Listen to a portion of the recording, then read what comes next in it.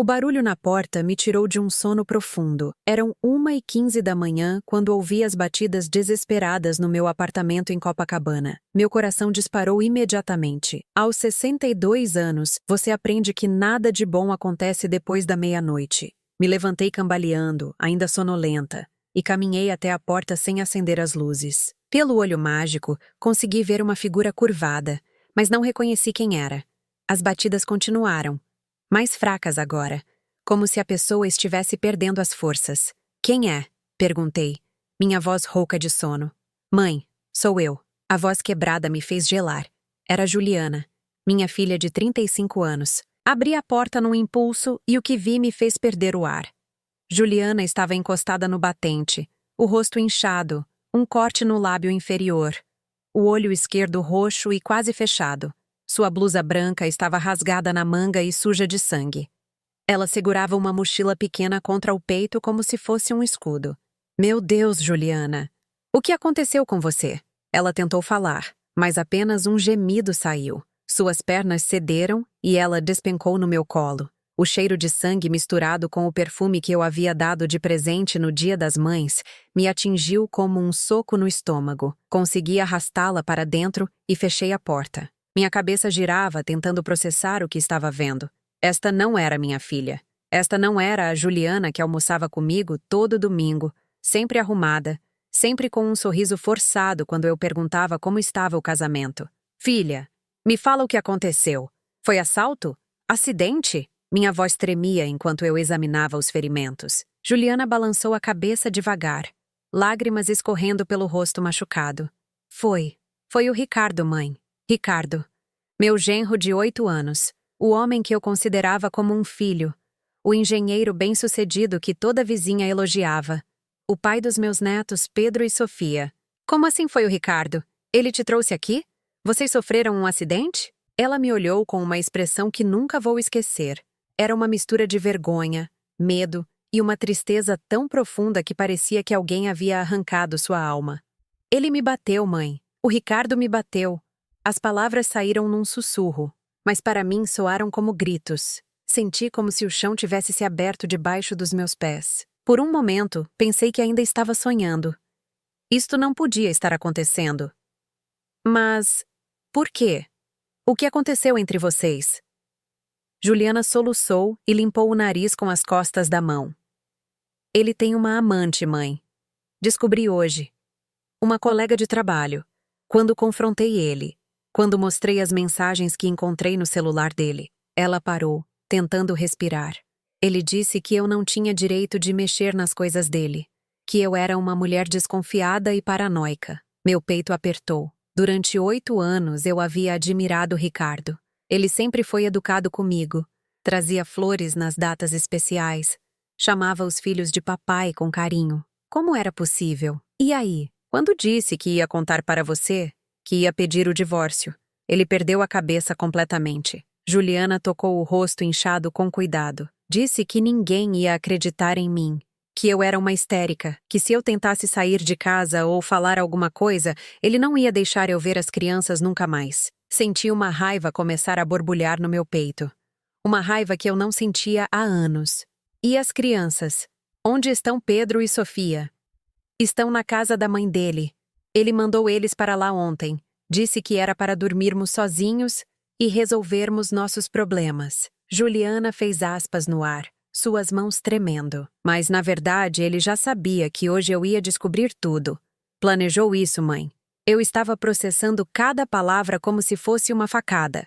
O homem que sentava na minha mesa de jantar todo domingo, que brincava com meus netos no meu sofá, que eu tratava como família, havia planejado machucar minha filha. Por que você não me contou antes? Ele já havia te batido outras vezes? Juliana baixou a cabeça. Não assim, mas ele. Ele sempre foi controlador. Checava meu celular, não gostava quando eu saía com as amigas, sempre dava um jeito de me fazer sentir culpada por qualquer coisa. Ela parou, respirou fundo. E nos últimos meses ele começou a dar uns empurrões quando estava nervoso. Nada que deixasse marca visível. Eu achei que fosse só uma fase. Minha mente voltou aos últimos domingos. Como eu não havia percebido. Juliana sempre foi mais quieta. Mas eu atribuí isso ao cansaço de ser mãe de 2 crianças pequenas. As poucas vezes que perguntei se estava tudo bem, ela sempre respondia que sim, que estava apenas cansada. Mãe, eu tenho medo. A voz dela era de uma criança assustada. Ele disse que se eu não voltasse para casa até amanhã, ele ia sumir com as crianças. Disse que como ele ganha mais que eu, qualquer juiz daria a guarda para ele. Senti meu sangue ferver. Levantei e fui até a cozinha buscar gelo para o rosto dela. Enquanto enchia uma toalha com cubos de gelo, uma determinação fria tomou conta de mim. Eu havia criado Juliana sozinha depois que o pai dela morreu. Trabalhei como funcionária pública por 30 anos. Conhecia pessoas, conhecia o sistema. E se Ricardo achava que podia machucar minha filha e ameaçar meus netos, ele estava muito enganado. Voltei para a sala e coloquei o gelo no rosto de Juliana com cuidado. Ela fechou os olhos aliviada. Filha, me escuta bem. Você não vai voltar para aquela casa. Nunca mais. Minha voz saiu firme, sem hesitação. E seus filhos também não vão ficar nas mãos dele. Mas mãe, você não entende. Ele tem dinheiro, conhece advogados, a família dele tem influência. E eu tenho 62 anos de experiência lidando com homens que acham que podem intimidar mulher. Segurei o rosto dela entre minhas mãos, forçando-a a me olhar. Confie em mim. Naquele momento, olhando para o rosto machucado da minha filha, senti algo despertar dentro de mim, algo que havia estado adormecido há anos. Não era apenas raiva, era uma força primitiva, maternal, que eu nem sabia que ainda existia. Ricardo havia cometido o maior erro da vida dele. Ele mexeu com minha filha. Não consegui dormir depois que acomodei Juliana no meu quarto. Fiquei na sala, sentada na poltrona que foi do meu falecido marido, olhando para o mar de Copacabana pela janela. As ondas batiam na areia numa repetição hipnótica, mas minha mente estava em turbilhão. Como eu não vi? Como uma mãe não percebe que a própria filha está sofrendo? Comecei a vasculhar minha memória, procurando os sinais que havia perdido.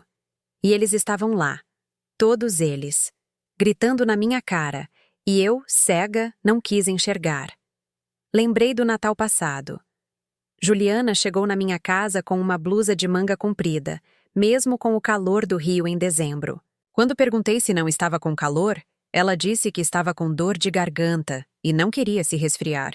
Na época, achei que ela estava sendo cuidadosa.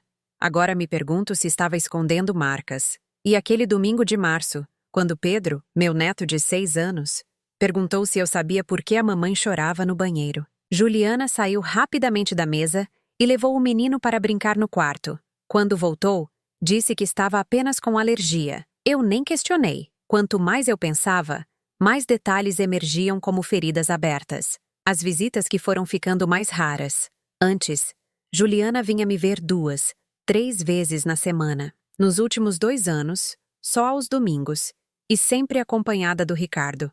Ele nunca deixava ela vir sozinha. Quando eu sugeria que passasse um fim de semana só nós para conversar, Ricardo sempre arrumava algum compromisso familiar ou viagem. As mudanças no comportamento das crianças também. Sofia, de 4 anos, tinha parado de falar sobre o papai nas nossas conversas. Antes ela contava tudo. Onde o Ricardo levava eles, o que faziam juntos. Nos últimos meses, quando eu perguntava sobre ele, ela mudava de assunto ou ficava quieta. E Pedro? Meu neto sempre foi uma criança alegre, mas recentemente havia começado a fazer desenhos estranhos na escola. A professora até comentou comigo quando fui buscá-lo na semana passada. Desenhos de casas com as janelas todas fechadas, pessoas chorando, famílias separadas por muros. A criança está expressando alguma tensão em casa, havia dito a professora, Dona Sandra. Talvez seja bom conversar com os pais. Na época pensei em mencionar para Juliana, mas Ricardo estava presente quando fui falar sobre o assunto. Ele riu e disse que Pedro estava numa fase criativa, que viu um filme triste e estava processando. Juliana apenas concordou, mas não me olhou nos olhos. Agora eu entendia por quê. Levantei da poltrona e fui até a cozinha fazer um café. Eram 4 da manhã, e eu sabia que não dormiria mesmo. Enquanto a água esquentava, continuei relembrando. A última vez que Juliana riu genuinamente na minha presença foi há mais de 6 meses. Era aniversário de Sofia, e estávamos arrumando a mesa para o bolo.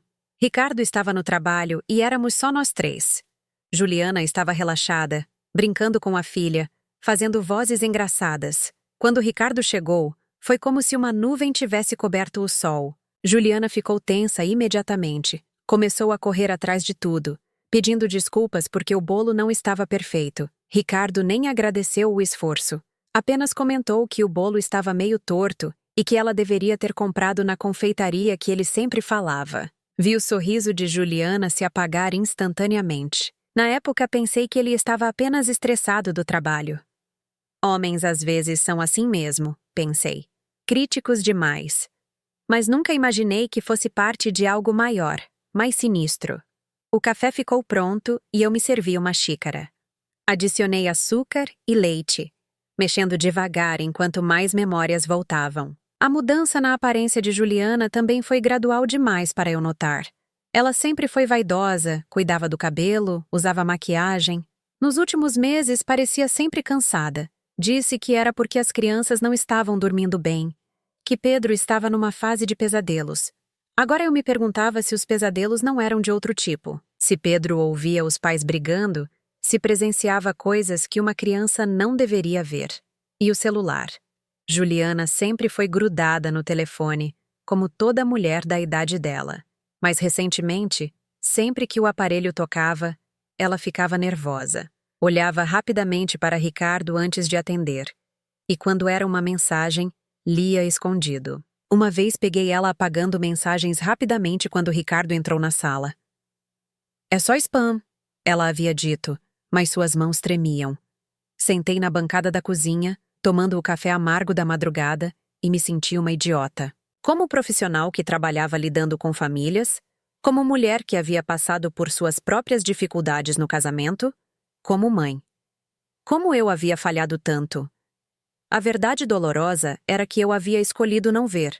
Ricardo era educado demais, bem-sucedido demais, parecia amar os filhos demais. Era mais fácil acreditar que Juliana estava apenas numa fase difícil da maternidade do que aceitar que minha filha estava sendo abusada debaixo do meu nariz. E havia outra coisa, algo que me envergonhava admitir até para mim mesma. Eu gostava de Ricardo. Gostava de ter um genro que ganhava bem, que me tratava com respeito, que fazia minha filha parecer bem casada aos olhos das vizinhas. Dona Carmen do 302 sempre elogiava como Juliana havia dado sorte de achar um homem trabalhador e responsável. Orgulho bobo. Vaidade tola de mãe que quer ver a filha bem estabelecida. E enquanto eu me deliciava com essa ilusão, minha filha estava apanhando. Ouvi um barulho no quarto e fui verificar. Juliana estava sentada na cama, mexendo no celular. "Filha, você deveria estar descansando. Não consigo dormir. Estou preocupada com as crianças." Ela mostrou o telefone. Mandei mensagem para sua sogra perguntando como eles estão, mas ela não respondeu. Sentei na beirada da cama. "A que horas você mandou?" "Umas 3 horas atrás." "Juliana, eram 2 da manhã. Dona Regina deve estar dormindo." Ela balançou a cabeça. "Não, mãe. Ela sempre fica acordada até tarde assistindo novela repetida. Ela está ignorando minhas mensagens de propósito." Isso me chamou a atenção. "Por que você acha isso?" "Porque a Regina nunca gostou de mim. Desde o início do namoro, ela achava que eu não era boa o suficiente para o Ricardo." Juliana limpou os olhos. "E depois que descobriu que eu suspeitava das traições dele, ela ficou do lado do filho." "Espera, ela sabia das traições?" Juliana assentiu. "A Regina foi quem arranjou o emprego para a Camila na empresa do Ricardo. Disse que era para ajudar uma conhecida, mas na verdade estava facilitando o caso dos dois." Senti o sangue subir para a cabeça. "Você está dizendo que sua sogra ajudou seu marido a te trair?" "E não foi só isso. Sempre que eu reclamava do comportamento do Ricardo, ela dizia que eu era exigente demais, que homem trabalhador merece compreensão da esposa, que se eu soubesse ser mais submissa e grata, ele não precisaria procurar atenção em outro lugar." A raiva que senti foi diferente de tudo que já havia experimentado. Era uma raiva gelada, calculada. Esta mulher não apenas havia criado um filho agressor, como estava ativamente sabotando minha filha. "E você nunca me contou isso?" "Eu tinha vergonha, mãe. Vergonha de admitir que meu casamento era uma farsa. Vergonha de aceitar que você tinha razão quando disse que era muito cedo para casar." Juliana começou a chorar novamente. Você lembra que você disse para eu esperar, conhecer melhor o Ricardo antes de morar junto? Eu lembrava. Juliana tinha 27 anos quando conheceu Ricardo e em 6 meses estava morando com ele. Em 1 ano, estava grávida de Pedro. Eu havia sugerido que esperassem um pouco mais. Mas ela disse que estava apaixonada, que Ricardo era diferente dos outros namorados. Você estava feliz, filha. Eu não ia insistir no assunto. Eu parecia feliz porque estava deslumbrada. Ricardo ganhava bem. Morava num apartamento bonito, me levava em restaurantes caros. Depois que Pedro nasceu, tudo mudou. Ele começou a reclamar de tudo. Do choro do bebê, dos gastos, da minha aparência depois da gravidez. Cada palavra era uma revelação dolorosa. Juliana havia passado os últimos 8 anos construindo uma fachada de casamento feliz, e eu havia sido cúmplice dessa mentira por omissão. E quando Sofia nasceu, piorou. Ele disse que 2 filhos era irresponsabilidade, que eu havia engravidado de propósito para prender ele. Começou a sair mais, a chegar tarde, a ser mais agressivo em casa. Juliana secou os olhos com o lençol. A primeira vez que ele me empurrou, Sofia tinha 2 meses. Eu estava amamentando e ela não parava de chorar. Ele chegou do trabalho estressado e disse que eu era uma mãe incompetente. E você nunca pensou em sair? Pensei milhares de vezes. Mas ele sempre dizia que sem ele eu não seria nada. Que nenhum homem ia querer uma mulher com 2 filhos pequenos. Que se eu tentasse sair, ele faria de tudo para provar que eu era uma mãe instável e ficaria com as crianças. Entendi então por que Juliana havia aguentado tanto tempo. Ricardo não apenas a agredia fisicamente. Ele havia passado anos destruindo sua autoestima, isolando ela da família e amigos, criando uma dependência emocional e financeira. Era um predador calculista, e eu havia deixado ele agir livremente. Mas isso havia acabado, porque agora eu sabia a verdade. E diferente da minha filha, eu não tinha medo dele. Às 7 da manhã, estava preparando mingau de aveia para Juliana quando meu interfone tocou. Meu estômago se contraiu imediatamente. Sabia quem era antes mesmo de atender. Dona Marlene? É o Ricardo. Preciso falar com a senhora. Sua voz estava controlada, polida como sempre, mas havia algo por baixo que nunca tinha notado antes. Uma frieza que me fez arrepiar. Olhei para o quarto onde Juliana ainda dormia, exausta pelos eventos da madrugada.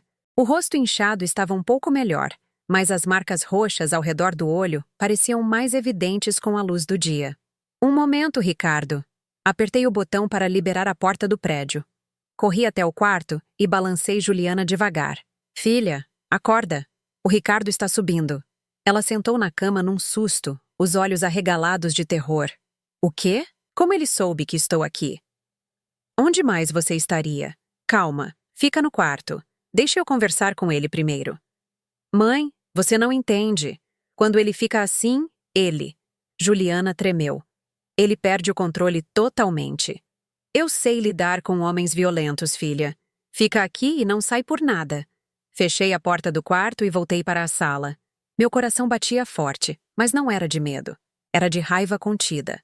Estava ansiosa para ver o Ricardo sem a máscara, para finalmente conhecer o homem que havia machucado minha filha. A batida na porta veio educada.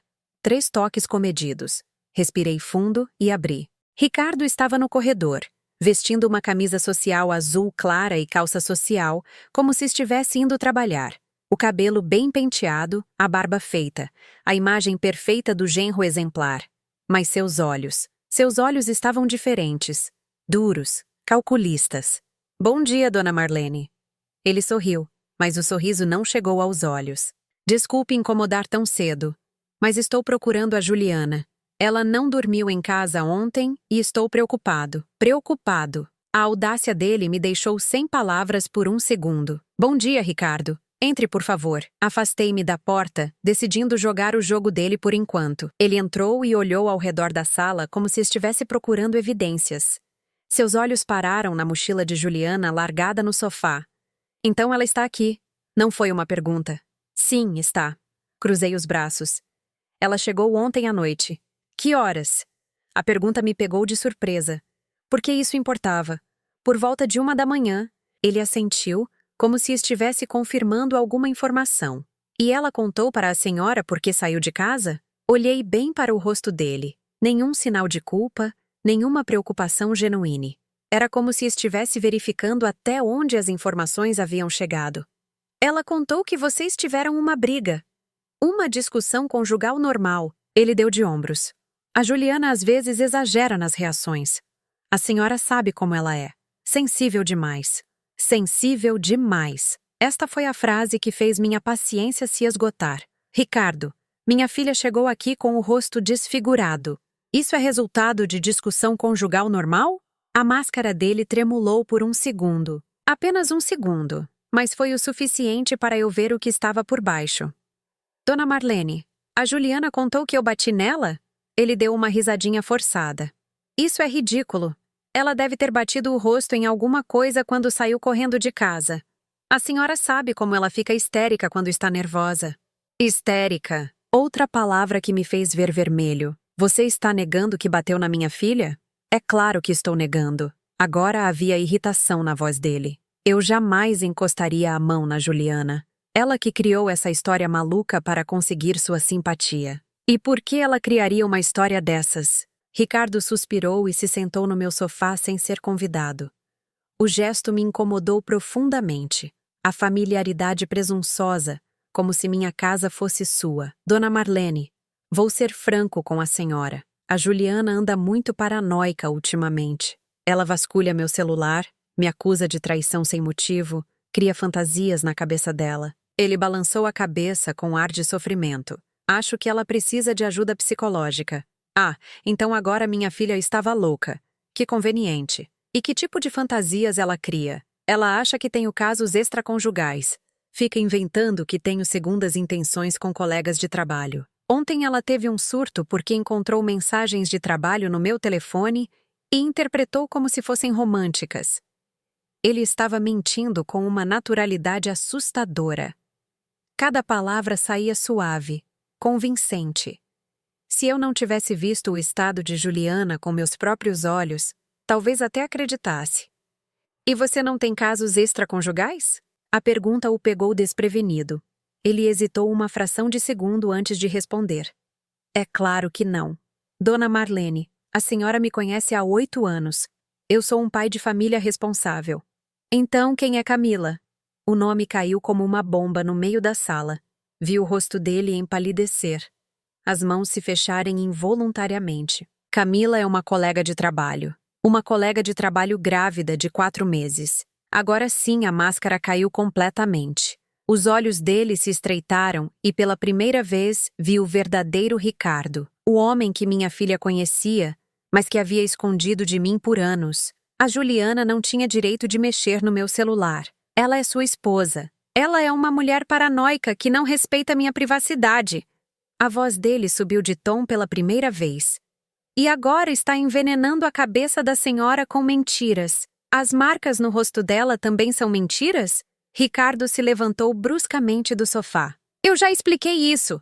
Ela deve ter se machucado sozinha. Se abateu o rosto sozinha e por acaso ficou com formato de mão na bochecha? Ele parou de falar. Respirou fundo, tentando recuperar o controle. Quando voltou a falar, sua voz tinha uma qualidade ameaçadora que nunca havia mostrado na minha presença. Dona Marlene, vou ser claro. Eu vim aqui buscar minha esposa. Nós vamos resolver nossos problemas em casa, como um casal maduro deve fazer. Juliana não vai a lugar nenhum com você. Ela é minha esposa. É mãe dos meus filhos. E vai voltar para casa hoje mesmo. Não vai. Ricardo deu um passo na minha direção. Não foi agressivo, mas foi intimidador. Ele era um homem de 1,80 m. Eu era uma senhora de 62 anos. A mensagem estava clara. A senhora não entende a situação. Sua voz estava baixa agora. Perigosa. A Juliana não tem emprego, não tem dinheiro próprio, não tem como sustentar 2 crianças. Ela depende de mim para tudo. Ela tem uma mãe. A senhora é aposentada, Dona Marlene. Ganha um salário que mal dá para suas próprias despesas. Como vai sustentar uma filha adulta e 2 netos? Ele sorriu, mas era um sorriso cruel. E convenhamos, a senhora não está mais na idade de correr atrás de criança pequena. A ameaça estava clara. Ele estava me lembrando da minha vulnerabilidade, da realidade financeira, das dificuldades práticas. Era chantagem emocional refinada. Independente das dificuldades, ela não volta para você. Ah, mas volta sim. Agora ele não estava mais fingindo polidez. Porque se não voltar, eu vou buscar meus filhos na casa da minha mãe, e ela nunca mais vai vê-los. Você não pode fazer isso. Posso sim. Eu sou o pai, tenho um emprego estável, casa própria. A Juliana é uma mulher desempregada com histórico de instabilidade emocional. Qualquer juiz daria a guarda para mim, histórico de instabilidade emocional. Ele havia preparado até isso. E se ela denunciar as agressões? Ricardo riu. Riu mesmo. Uma gargalhada baixa e amarga. Que agressões, dona Marlene? Onde estão as provas? Onde está o boletim de ocorrência? As fotos médicas? Ele se aproximou mais um passo. São só palavras de uma mulher que todos vão perceber que está mentindo para conseguir a guarda dos filhos. Foi nesse momento que percebi a extensão da manipulação dele. Ricardo não era apenas um agressor impulsivo. Era um predador calculista que havia passado anos construindo uma narrativa onde ele era a vítima e Juliana era a vilã instável. Além do mais, ele continuou, minha família tem influência na cidade. Minha mãe conhece pessoas certas. Meu pai tem negócios com advogados importantes. A Juliana não tem recursos para lutar contra isso. Você está ameaçando uma senhora de 62 anos na casa dela? Estou explicando a realidade. Mas ele ajustou a camisa social, voltando ao personagem de homem respeitável. Agora seja razoável. Chame a Juliana para conversarmos civilizadamente. Não, dona Marlene, sua voz ficou perigosamente baixa. Eu disse não, e agora eu quero que você saia da minha casa. Ricardo me olhou por um longo momento. Não era mais o genro educado que conhecia há 8 anos. Era um estranho. Um homem frio, calculista, acostumado a conseguir o que queria através de intimidação. Está bem. Ele caminhou até a porta. Mas lembre-se, eu ofereci resolver isso de forma amigável. Isso é uma ameaça?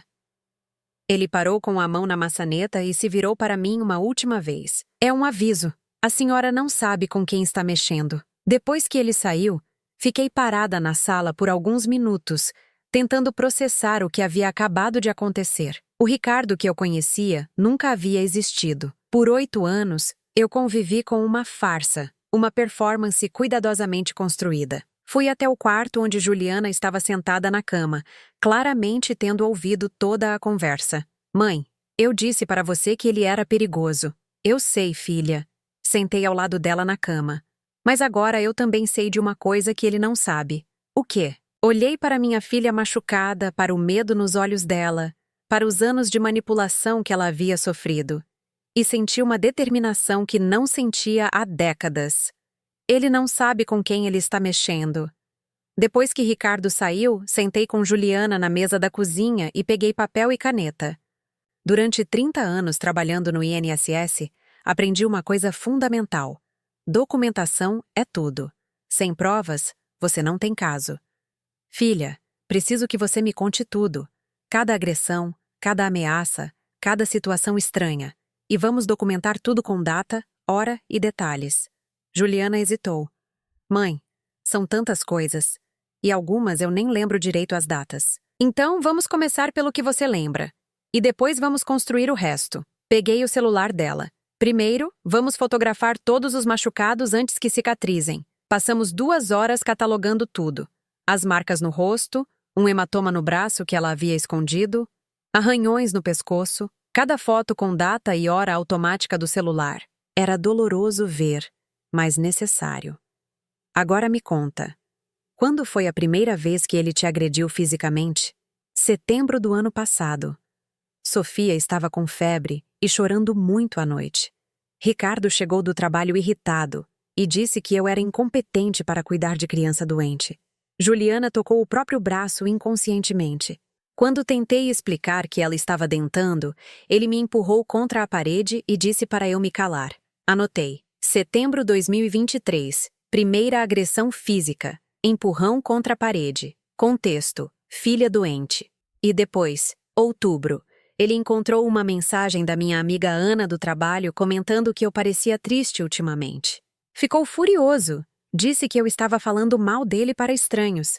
Me deu um tapa no rosto. Mais uma anotação. Outubro 2023. Tapa no rosto. Motivo: mensagem de amiga demonstrando preocupação. Continuamos assim por mais 1 hora. Cada episódio revelava um padrão. Ricardo escalava a violência sempre que sentia que estava perdendo o controle sobre Juliana. Proibiu ela de ver amigas, controlava as redes sociais, checava o celular dela diariamente. Ele chegou a te impedir de trabalhar? Não diretamente, mas sempre arrumava problemas quando eu tinha plantões extras ou cursos de especialização. Dizia que eu estava negligenciando as crianças. Juliana suspirou. Acabei recusando tantas oportunidades que minha chefe parou de me oferecer. E financeiramente? Como funcionava? Tudo passava por ele. Meu salário ia para a conta conjunta, mas só ele tinha acesso ao cartão. Eu recebia uma mesada semanal para despesas da casa. A voz dela ficou pequena. Quando questionei isso uma vez, ele disse que eu não sabia administrar dinheiro e que estava me protegendo de fazer besteira. Anotei tudo. Isolamento social, controle financeiro, degradação psicológica sistemática. Era um manual de relacionamento abusivo. Por volta do meio-dia, toquei no interfone. Era Dona Carmen, minha vizinha do 302. Marlene, querida, posso subir? Trouxe um almoço para vocês. Dona Carmen tinha 68 anos e morava sozinha desde que enviuvou. Era observadora como um detetive e tinha um coração do tamanho do mundo. Se alguém podia ajudar, era ela. Quando abri a porta, ela entrou carregando uma travessa de lasanha e parou no meio da sala ao ver Juliana. Meu Deus do céu! O que aconteceu com você, menina? Juliana abaixou a cabeça envergonhada. Mas eu tomei a frente. Carmen, senta aqui. Preciso te contar uma coisa importante. Contei tudo para ela. Dona Carmen ouvia balançando a cabeça, fazendo barulhinhos de indignação. Quando terminei, ela estava furiosa. Eu sabia que tinha algo errado com aquele homem. Como assim? Marlene, eu moro aqui há 15 anos. Conheço todos os moradores, todos os visitantes. Nos últimos meses, esse Ricardo começou a aparecer aqui em horários estranhos. Ela olhou para Juliana. Quando você não estava, filha? Juliana levantou a cabeça. Como assim? Ele vinha aqui no meio da tarde, quando as crianças estavam na escola e você no trabalho. Ficava conversando com sua mãe, perguntando sobre sua rotina, com quem você falava, onde você ia. Dona Carmen balançou a cabeça. Na época, achei que era preocupação de marido, mas agora entendo que ele estava te vigiando. Meu sangue gelou. Ricardo havia usado nossas conversas inocentes para monitorar Juliana. E tem mais. Dona Carmen baixou a voz. 2 semanas atrás encontrei ele na entrada do prédio numa quinta-feira de manhã. Disse que estava esperando você chegar do trabalho para uma surpresa. Mas Juliana, você não trabalhava quinta de manhã. Trabalho sim. Meu plantão era das 6 às 2. Então por que ele disse que estava te esperando às 10 da manhã? A pergunta ficou no ar. Ricardo estava mentindo sobre conhecer a rotina da própria esposa. Ou estava ali por outro motivo. Carmen, você pode testemunhar essas coisas se for necessário? É claro. E vou fazer mais que isso. Ela se levantou determinada. Vou falar com todas as vizinhas. Tenho certeza de que outras pessoas notaram comportamentos estranhos. Após o almoço, liguei para Dr. Roberto, médico da família que atendia no posto de saúde do bairro há 20 anos. Expliquei a situação e perguntei se podia examinar Juliana oficialmente. Traga ela aqui agora mesmo, Marlene. Vou fazer um relatório médico completo e fotografar todos os ferimentos para fins legais. No consultório, Dr. Roberto foi meticuloso. Documentou cada hematoma, cada corte. Mediu o tamanho das marcas. Quando viu a marca da mão na bochecha de Juliana, balançou a cabeça gravemente. Juliana, isso aqui é compatível com agressão intencional. A força necessária para deixar essa marca. Foi um tapa muito violento. Ele continuou o exame. E essas marcas no pescoço são de estrangulamento? Juliana assentiu, começando a chorar novamente. Quando foi isso? Há 3 semanas. Ele disse que eu estava questionando demais a autoridade dele na frente das crianças. Doutor, Roberto me olhou com seriedade. Marlene, estrangulamento é tentativa de homicídio. É crime gravíssimo. Quando um agressor parte para isso, é porque perdeu completamente o controle. Saímos do consultório com relatório médico completo, fotos oficiais e encaminhamento para exame de corpo de delito. Era o primeiro passo. De volta em casa, Juliana estava mais animada. Mãe, não acredito que conseguimos tanta coisa num dia só. Filha, isso é só o começo. Agora vamos atrás das crianças. Como? A Regina nunca vai entregar eles para mim. Não vamos pedir para ela. Vamos buscar de outra forma. Peguei meu celular e liguei para um número que não discava há 2 anos. Alô, Conceição? É a Marlene. Conceição era minha irmã mais nova. Advogada aposentada que ainda mantinha contatos no fórum. Ela me devia alguns favores e, acima de tudo, adorava uma causa justa. Marlene, quanto tempo? Como você está? Conceição, preciso de ajuda. É sobre Juliana. Expliquei rapidamente a situação. Conceição ouvia fazendo perguntas precisas, pensando como advogada. Certo. Primeira coisa, medida protetiva de urgência. Segunda, busca e apreensão dos menores. Terceira, sequestro dos bens do casal para garantir pensão. Ela pausou. Consegue estar no fórum amanhã às 8 da manhã? Consigo. Ótimo. Vou acionar uma amiga que trabalha na vara de família. Com a documentação que vocês já têm, conseguimos a medida protetiva na mesma semana. Após desligar, liguei para Ana, a amiga enfermeira de Juliana que havia mandado a mensagem que irritou Ricardo. Ana? É a Marlene, mãe da Juliana. Dona Marlene, como a Juliana está? Faz semanas que não falo com ela. Ana, a Juliana está aqui comigo e precisa te contar uma coisa importante. Passei o telefone para a Juliana. Ouvi ela explicando toda a situação para a amiga. Do outro lado da linha, Ana gritava de indignação. Juliana, eu sempre achei que tinha algo errado. Lembra quando vocês vieram no meu aniversário e o Ricardo não deixou você conversar com ninguém? E quando ele foi te buscar no trabalho todas aquelas vezes sem avisar? Mais evidências, mais testemunhas. Ana, você pode depor se for necessário? É claro! E tem outras enfermeiras aqui do hospital que notaram coisas estranhas também. O Ricardo aparecia aqui às vezes só para verificar se você estava realmente trabalhando. Ao final do dia, tínhamos um dossiê completo. Relatório médico, fotos oficiais, lista de testemunhas, documentação de comportamentos abusivos, evidências de controle e isolamento social. Mas o mais importante, Juliana estava recuperando a confiança. Pela primeira vez em anos, ela não estava sozinha. Tinha uma rede de apoio, um plano de ação e, acima de tudo, esperança. Mãe, você acha mesmo que vamos conseguir trazer Pedro e Sofia de volta? Olhei para minha filha, que apesar dos machucados no rosto tinha uma luz nos olhos que não via há muito tempo. Filha, Ricardo subestimou 2 coisas importantes. Me sentei ao lado dela no sofá. Primeiro, ele achou que você estava sozinha, mas uma mãe nunca abandona um filho. Segundo, ele não sabe que eu criei você sozinha depois que seu pai morreu. Enfrentei preconceito, burocracia, dificuldades financeiras e nunca desisti. Peguei a mão dela entre as minhas. Ele mexeu com a pessoa errada. E amanhã vai descobrir isso. Na manhã seguinte, às 7h30, eu e Juliana estávamos na porta do Fórum da Tijuca. Conceição nos esperava com uma pasta cheia de papéis e um sorriso determinado. Marlene, você fez um trabalho impressionante. Ela folheou nossa documentação. Com esse material, conseguimos não só a medida protetiva, mas também mandado de busca e apreensão dos menores. Às 9 da manhã, estávamos diante da juíza doutora Helena Martins, uma mulher de uns 50 anos com olhar severo. Conceição apresentou nosso caso de forma clara e objetiva. Quando mostrou as fotos médicas de Juliana, vi a expressão da juíza endurecer. E onde estão as crianças no momento? Perguntou a doutora. Na casa da avó paterna, Excelência. O réu está usando os menores como instrumento de chantagem contra a vítima. A juíza analisou o relatório médico de Dr. Roberto. Estrangulamento.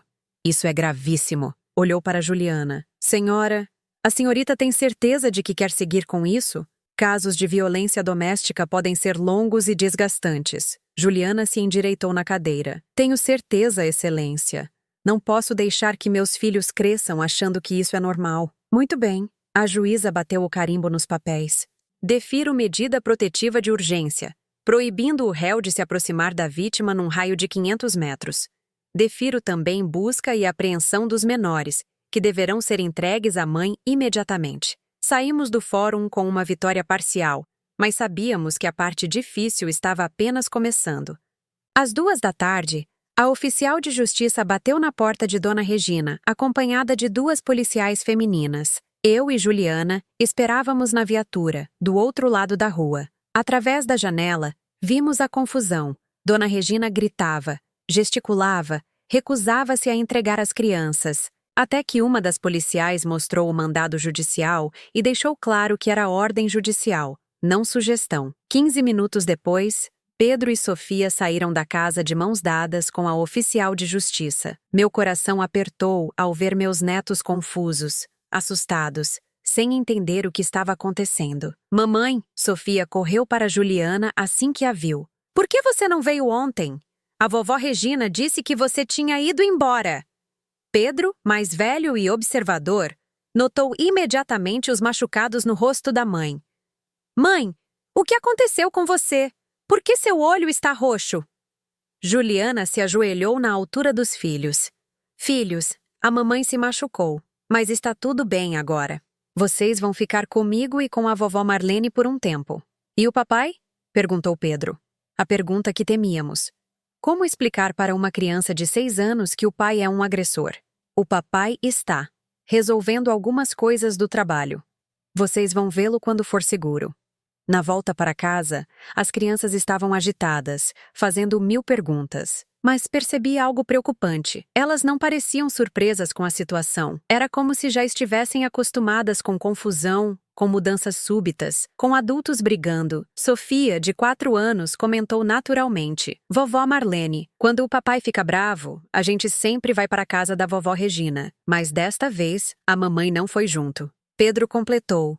É porque quando o papai grita muito alto, a mamãe fica com o olho vermelho de chorar. Meu coração se partiu. As crianças haviam normalizado a violência doméstica. Para eles, era rotina. Naquela noite, depois de colocar os netos para dormir no quarto de hóspedes, eu e Juliana conversávamos na sala quando meu telefone tocou. Número desconhecido.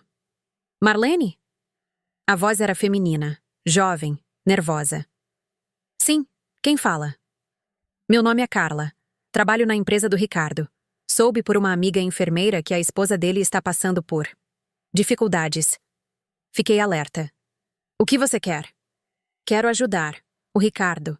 Ele não é só agressivo em casa. No trabalho também tem problemas sérios. Carla marcou de me encontrar no dia seguinte numa lanchonete próxima ao escritório onde Ricardo trabalhava. Era uma moça de uns 25 anos, claramente nervosa. Dona Marlene. Eu trabalho no RH da empresa há 3 anos.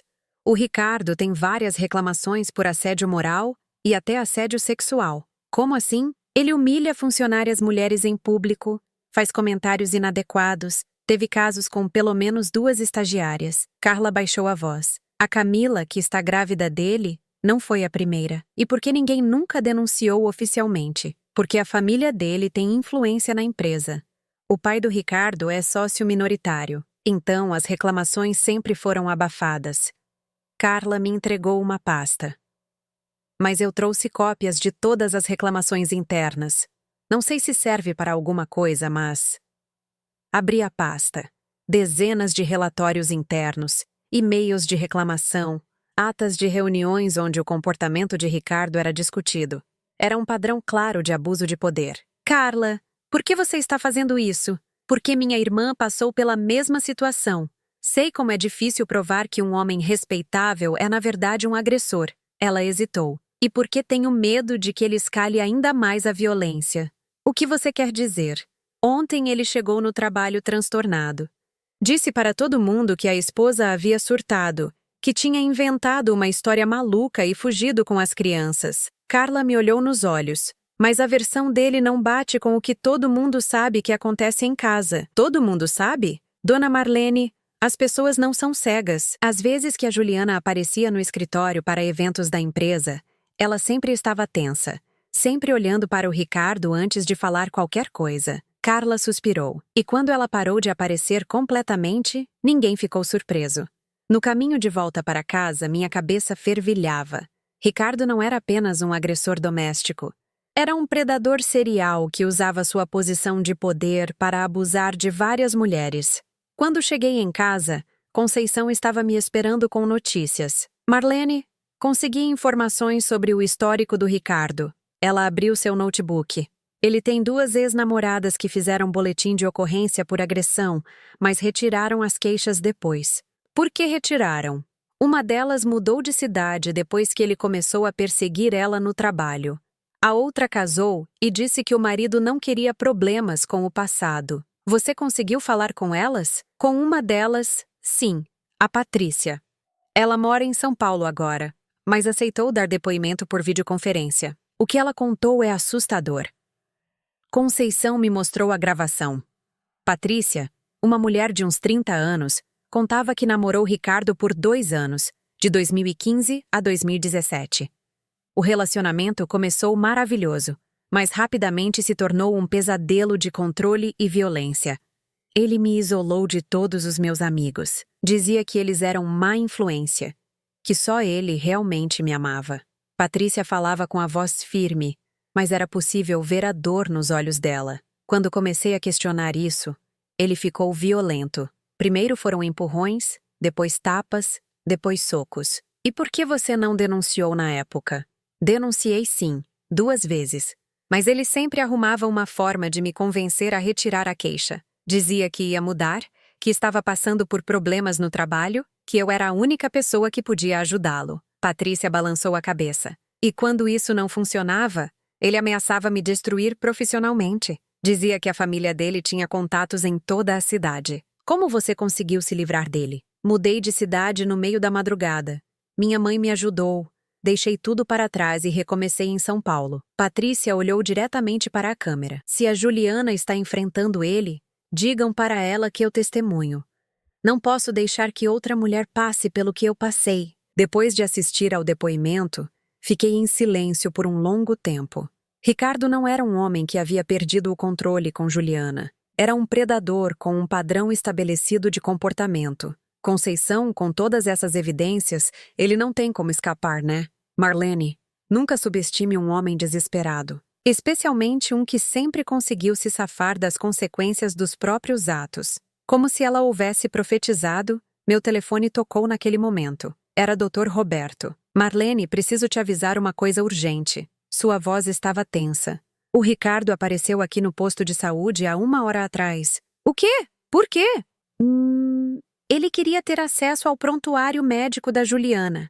Disse que, como marido, tinha direito a saber o real estado mental da esposa. Dr. Roberto pausou. Marlene, ele não estava bem. Parecia desesperado, descontrolado. Você deu o prontuário para ele? É claro que não. Expliquei que havia sigilo médico e que ele precisaria de autorização judicial. Ele ficou furioso. Começou a gritar que eu estava sendo manipulado por vocês. E aí, tive que chamar a segurança para ele sair. Mas antes de ir embora, ele disse uma coisa que me preocupou. Dr. Roberto respirou fundo. Ele disse que vocês iam pagar por ter destruído a vida dele. Desliguei o telefone com o coração acelerado. Ricardo estava se sentindo encurralado. E homens violentos são mais perigosos quando se sentem encurralados. Conceição, acho que precisamos acelerar o processo. Por quê? Contei sobre a ligação de Dr. Roberto. Conceição franziu a testa. Marlene, vocês precisam reforçar a segurança. Um agressor que está perdendo o controle sobre a vítima pode escalar para a violência extrema. Naquela noite, tranquei todas as janelas do apartamento e pedi para o porteiro do prédio não liberar nenhum visitante sem confirmar comigo primeiro. Coloquei as crianças para dormir e sentei com Juliana na sala. Filha, preciso te falar uma coisa. O Ricardo está ficando desesperado. Pode ser que ele tente alguma coisa mais drástica. Juliana olhou para mim com medo. Você acha que ele pode machucar as crianças? Não sei. Mas não vamos dar chance. Mostrei os depoimentos e evidências que havíamos coletado. Olha só tudo o que conseguimos. Ele não tem mais para onde correr. Juliana analisou os papéis com uma expressão que foi mudando gradualmente. Do medo inicial, passou para a surpresa. Depois para algo que não via há muito tempo. Determinação. Mãe, Eu não sabia que tinha tanta gente do lado dele que presenciou coisas estranhas. Filha, agressores só conseguem agir porque contam com o silêncio das vítimas e o medo das testemunhas. Quando você encontra coragem para falar, descobre que nunca esteve realmente sozinha. Juliana segurou minha mão. Amanhã eu vou registrar queixa formal na Delegacia da Mulher. Tem certeza? Absoluta. E vou contar tudo. Cada tapa, cada ameaça, cada humilhação. Ela olhou em direção ao quarto onde os filhos dormiam. Não posso deixar que Pedro e Sofia cresçam achando que isso é amor. Mas enquanto planejávamos o próximo passo, não sabíamos que Ricardo também estava planejando. E que sua próxima jogada seria a mais desesperada de todas. Às 5 da manhã de uma quinta-feira, acordei com barulho de vidro quebrando. Levantei assustada e corri até a sala. A janela que dava para a área de serviço estava estilhaçada, e no chão havia uma pedra embrulhada num papel. Desenrolei o papel com mãos trêmulas. Em letras garrafais estava escrito: "Devolvam meus filhos, ou vocês vão se arrepender." Meu sangue gelou. Ricardo havia escalado para a intimidação direta. Corri para o quarto onde Juliana dormia com as crianças e a acordei. "Filha, ele esteve aqui." Quebrou a janela e deixou uma ameaça. Juliana leu o bilhete e empalideceu. "Mãe, ele perdeu completamente o controle. Precisamos chamar a polícia agora."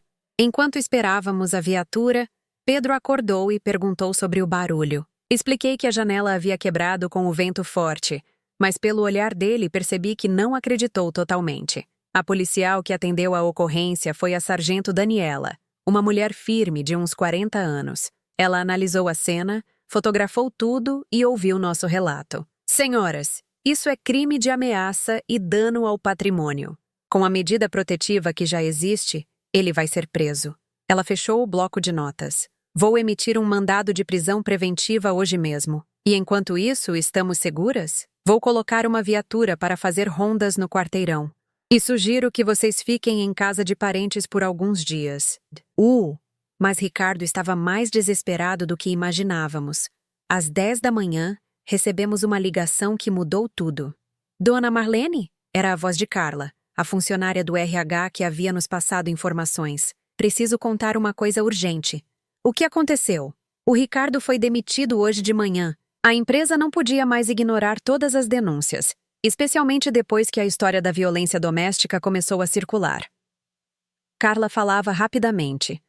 "Mas, Dona Marlene, ele surtou completamente. Quebrou coisas no escritório, ameaçou o chefe, disse que ia fazer todo mundo pagar." "Onde ele está agora?" "Ninguém sabe. Saiu do prédio gritando que a vida dele tinha sido destruída por causa de mentiras de mulher histérica." Desliguei preocupada. Um homem violento que havia perdido o emprego, a família e estava prestes a ser preso era extremamente perigoso. Por volta do meio-dia, Conceição chegou com notícias do fórum. "Marlene, consegui acelerar o processo. Com a nova ameaça e o histórico que construímos, o juiz expediu mandado de prisão preventiva." Ela me mostrou os papéis. "E tem mais. A empresa do Ricardo forneceu oficialmente todas as reclamações internas. Ele vai responder também por assédio moral e sexual. E a Camila, a amante grávida, apareceu no fórum hoje de manhã querendo dar depoimento contra ele. Descobriu que não era a única e ficou furiosa." Conceição sorriu grim. "Parece que o príncipe encantado dela mostrou a verdadeira face quando soube da demissão." Era irônico. Ricardo havia perdido não apenas a família, mas também a mulher pela qual havia destruído seu casamento. Às 3 da tarde, enquanto as crianças faziam lição na mesa da cozinha, o interfone tocou. Era Dona Carmen. "Marlene, querida, tem um homem suspeito rondando o prédio há 1 hora. Está num carro preto parado na esquina, olhando para cá." Meu coração disparou. Fui até a janela e reconheci o carro de Ricardo. Ele estava lá, apenas observando o prédio. Liguei imediatamente para a sargento Daniela. "Ele está aqui, parado em frente ao prédio. Estou mandando uma viatura agora. Não saiam de casa." 15 minutos depois, vi pela janela 2 viaturas chegando. Ricardo tentou sair rapidamente, mas foi interceptado antes de conseguir fugir. Do meu apartamento no 5º andar, assisti à prisão do homem que havia aterrorizado minha filha por anos. Ele gesticulava, gritava, resistia à prisão. Era patético ver como um homem que se achava poderoso se transformava numa criança fazendo birra quando confrontado com as consequências de seus atos. Pedro veio até a janela e viu a confusão. Vovó, aquele é o meu pai? A pergunta me partiu o coração. Como explicar para uma criança que o pai é um criminoso? Sim, Pedro. Seu pai fez coisas erradas e agora precisa conversar com a polícia. Ele vai voltar para casa? Não, meu amor. Não vai. Pedro assentiu com uma seriedade impressionante para uma criança de 6 anos. É melhor assim. Quando ele estava em casa, a mamãe chorava muito. Essa frase me fez perceber que as crianças entendiam muito mais da situação do que imaginávamos. Elas se sentiam seguras agora. Pela primeira vez em muito tempo, não havia tensão no ar. Não havia medo de alguém chegar gritando em casa. Nos dias seguintes, acompanhamos o desenrolar do processo. Ricardo foi indiciado por violência doméstica, ameaça, dano ao patrimônio, assédio moral e assédio sexual. Com tantas denúncias e evidências, não havia possibilidade de livramento. A audiência de custódia aconteceu uma semana depois. Eu e Juliana fomos como testemunhas. Ver Ricardo algemado, de uniforme da prisão, foi chocante. Não pela pena que senti dele, mas por perceber como havia sido ingênua durante todos esses anos. O juiz foi direto. Senhor Ricardo, diante das evidências apresentadas e da gravidade dos crimes, decreto prisão preventiva. O senhor representa risco à segurança das vítimas e da sociedade. Ricardo tentou falar, mas o advogado o interrompeu. Era tarde demais para manipulações e charme. 2 meses depois, Juliana conseguiu um emprego numa clínica particular. Não ganhava tanto quanto antes, mas era o suficiente para recomeçar. Ela alugou um apartamento de 2 quartos a 3 quadras da minha casa. Mãe, quero ficar perto da senhora, mas preciso provar para mim mesma que consigo cuidar dos meus filhos sozinha. Entendi perfeitamente. Depois de anos sendo controlada, Juliana precisava reconquistar sua independência. A mudança foi transformadora. Pedro voltou a ser uma criança alegre, brincalhona. Sofia parou de ter pesadelos. Nos fins de semana, eles dormiam na minha casa e estabelecemos uma rotina gostosa. Sábado era dia de praia, domingo era almoço em família. 6 meses depois, encontrei Juliana na cozinha preparando o café da manhã numa manhã de domingo. Ela estava cantarolando uma música, coisa que não fazia há anos. Filha, você parece outra pessoa. Eu me sinto outra pessoa, mãe. Ela sorriu, um sorriso genuíno que iluminava todo o rosto. Sabe o que é acordar de manhã sem medo? Sem ter que analisar o humor de alguém para saber como vai ser o dia? Sei sim, é liberdade. Exato. E sabe o que é mais incrível? As crianças também mudaram. Pedro está tirando notas melhores na escola. Sofia voltou a ser tagarela como antes. Juliana serviu o café. A professora disse que os desenhos do Pedro agora são de famílias felizes, casas com janelas abertas, sol brilhando. Recebi uma ligação de Conceição alguns dias depois. Marlene, o Ricardo foi condenado a 4 anos de prisão. E tem mais. Perdeu definitivamente a guarda das crianças. Só poderá vê-las quando sair da prisão, em visitas supervisionadas. Era a vitória completa. Justiça tinha sido feita. Mas a verdadeira vitória não estava na condenação de Ricardo. Estava no sorriso da minha filha, na alegria dos meus netos, na paz que voltou à nossa família. 1 ano depois da prisão dele, Juliana me ligou animada. Mãe, tenho uma notícia. Conta. Consegui uma promoção na clínica. Vou ser supervisora da enfermagem. Sua voz estava radiante. E tem mais. Estou fazendo terapia há 6 meses e me sinto pronta para namorar de novo. Sério? Conheceu alguém? Conheci sim. É um médico da clínica, viúvo, pai de uma menina de 8 anos. Ele é gentil, respeitoso e o mais importante, as crianças gostaram dele. E como você sabe que pode confiar? Porque agora eu sei reconhecer os sinais, mãe. Sei a diferença entre um homem que quer controlar e um homem que quer companheirismo. Juliana pausou. E por que se eu conseguir sair de um relacionamento abusivo e reconstruir minha vida, agora sei que sou forte o suficiente para qualquer coisa. Naquele domingo à tarde, estava na varanda do meu apartamento vendo Pedro jogar futebol na quadra do prédio e Sofia brincando de boneca no tapete da sala.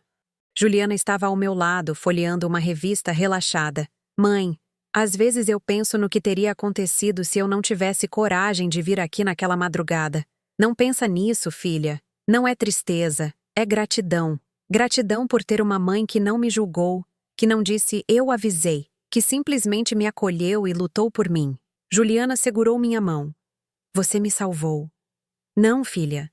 Você se salvou. Eu só dei o apoio que toda mãe deve dar. Olhei para minha família, minha filha forte e independente, meus netos felizes e seguros, e senti uma paz profunda. Não havia rancor, não havia amargura. Apenas a satisfação de ter feito o que era certo. Ricardo havia apostado que éramos fracas, que não teríamos coragem de enfrentá-lo, que o medo nos paralisaria. Ele subestimou completamente a força de uma mãe protegendo sua filha e a coragem de uma mulher decidida a recomeçar. 2 anos depois, recebi uma carta na prisão. Era de Ricardo.